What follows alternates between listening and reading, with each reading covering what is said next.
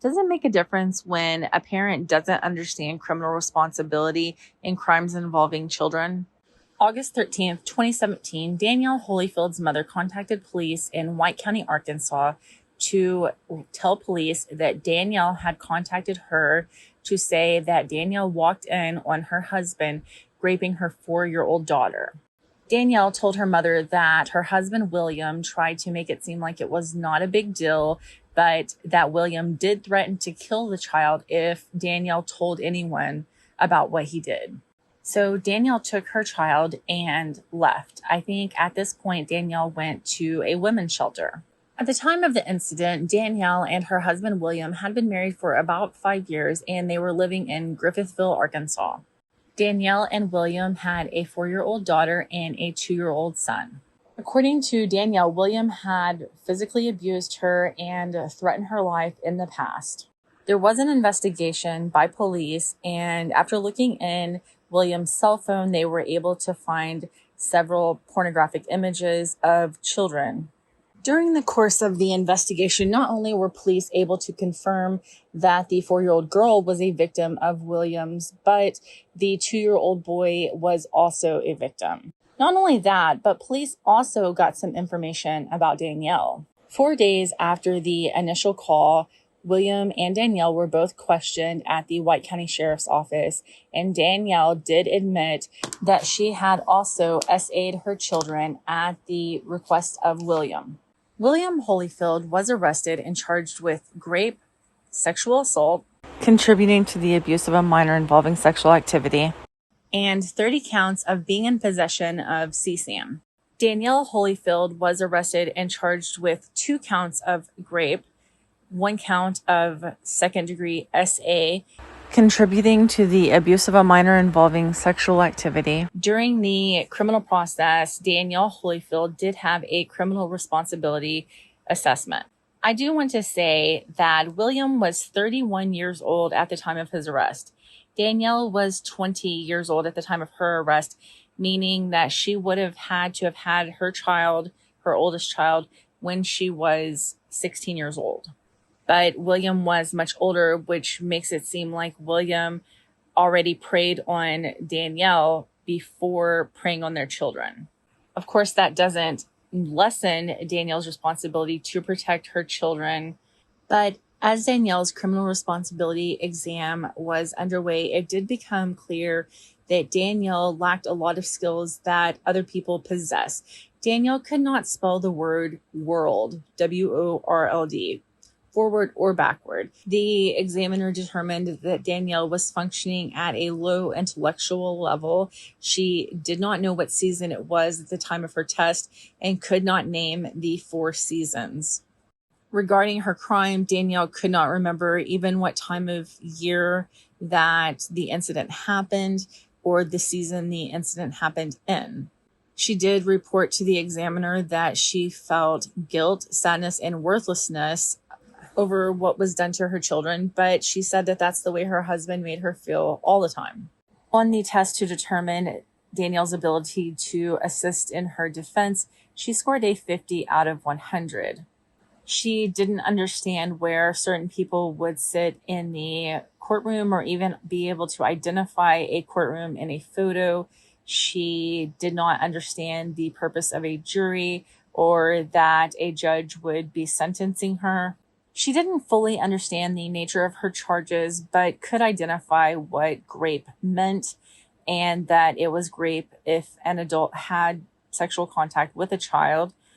She did not know what could happen to her if she was found guilty of the charges. She couldn't tell the tester what guilty or not guilty meant, and she did not know not guilty by reason of insanity, what that could possibly mean. She didn't understand the full meaning of her Miranda rights, and she did not know what a plea bargain was. So all that being said, Danielle did understand other things about the court process and about the charges. She did understand that what she did and what William did was wrong and that she had a responsibility for that. It is interesting to me that Danielle participated in some of the abuse with her children though she said it was because her husband wanted her to. Which, you know, to what extent, what does that even mean? Did he force her to? Did he just say, hey, I want you to do this, and she did it? It doesn't really clarify. And maybe it doesn't even matter. But my point is that she was a willing participant to some extent with the abuse. But then on the day that all of this information came out, she decided to leave and take her children to a women's shelter. So I just wonder what happened at that point in time that she decided to leave. Is it because she just learned that she could go to a women's shelter? Is it because she had just had enough? I mean, why leave then? I mean, I would like to think that a person of average intelligence would understand that if you're telling what happened, that you're also going to be implicated in that because you were also a participant. So maybe she didn't fully comprehend that because she was obviously lacking in other areas. Or maybe she did and she just didn't care because she seemed to be forthcoming with the police. So maybe she just accepted that she was going to get in trouble. I don't know. I just think that it's interesting. Obviously, thank goodness that she did come forward, or she did tell her mother, because that allowed the children to stop being victims of William and Danielle's.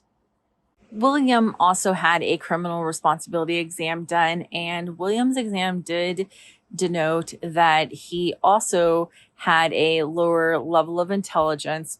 He had a poor understanding of the court process, but he had the ability to know right from wrong.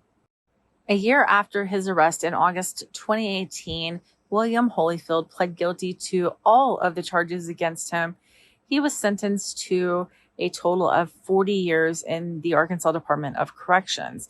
William did get 40 years for rape, 20 years for some of the other charges, and 10 years for the possession of CSAM. But those charges were all set to run concurrently, so that's 40 years. It does bother me a little bit that William got such a low sentence for possession of CSAM. I guess in the long run, it doesn't matter because his charges are set to run concurrently. But William Holyfield, the photos on his phone were of prepubescent children involved in activities with other prepubescent children and also with adults. And also the criminal responsibility examiner toyed with the idea that William Holyfield actually has pedophilia. The legal process for Danielle Holyfield was a bit longer because Danielle Holyfield was initially ruled that she was not competent to stand trial. She had a commitment order issued, and she was not competent to stand trial for over a year after she was arrested. Now, I don't know how I feel about this, not necessarily just in this case, but the fact that people are ruled not competent to stand trial.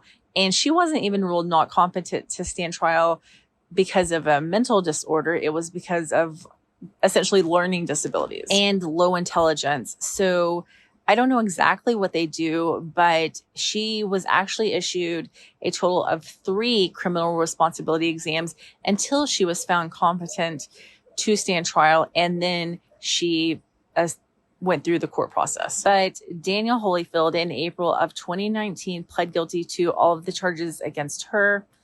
And she was sentenced to 25 years in the Arkansas Department of Corrections. Both Danielle and William were issued no contact orders on both of their children. They are not allowed to have contact with them, I guess, ever again. And they will both have to register as sex offenders when they are released. William Holyfield is eligible for parole in 2042, and Danielle is eligible in 2035. So at this point, their parents will be in prison for many, many years, and we can just hope and pray that these children are in safe spaces where they can heal from the trauma that they experienced at a very, very young age. Thank you for watching this video. Please remember to like, subscribe, and share.